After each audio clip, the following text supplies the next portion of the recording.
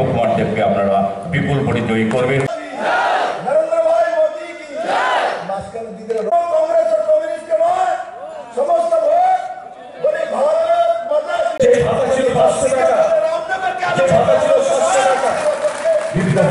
মুখ্যমন্ত্রী হয়েছে ভাতাকে ১,০০০ টাকা করে দিলেন এবং পরবর্তী সময়ে আমাদের আলু আছে সমস্ত আরো একসঙ্গে দিলে রামনগর অনেক বেশি আলোকিত হয়ে যাবে, বাংলাদেশ পর্যন্ত দেখা যাবে। সেই কারণে আমি ভারতীয় জনতা পার্টির কার্যকর্তার প্রতি যাবো।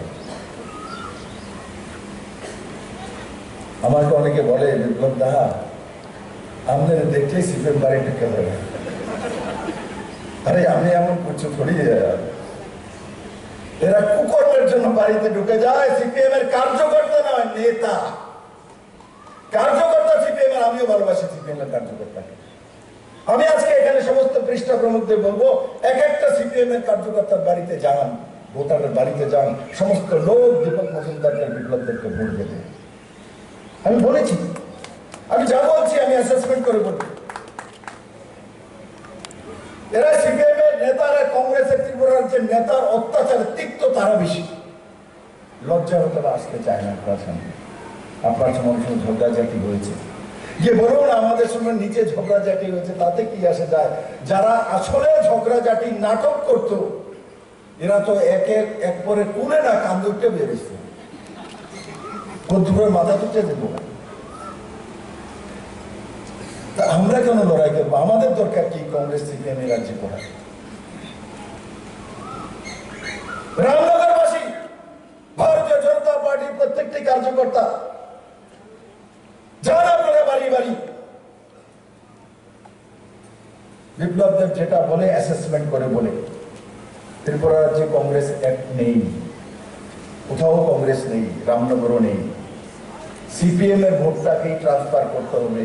এখন সিপিএম এর ভোট স্বয়ং মানিক সরকারও ট্রান্সফার করবে না, লিখুন ডায়েরি।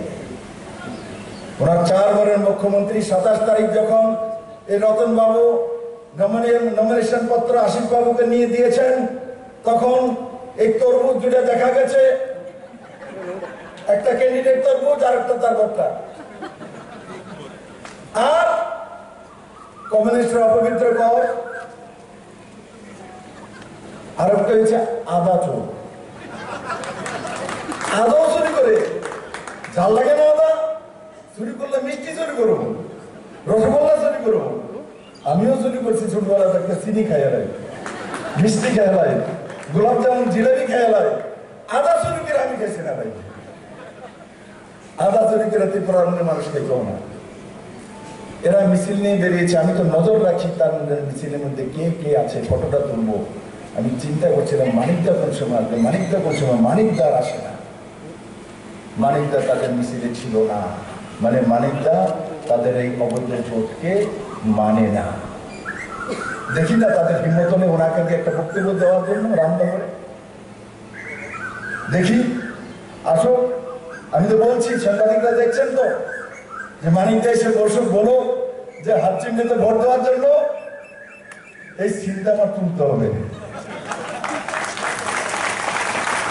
4 বারের মুখ্যমন্ত্রী, 25 বছরের টানা সরকার, সিপিএম এর সেক্রেটারি, তাবর নেতা, দুনিয়ার মধ্যে স্বর্ণযুগ এনেছে, এখন বলবে শেষ বয়সে 75 বছর বয়সে হলে হাত চিহ্নিতে ভোট দেবো? মাথা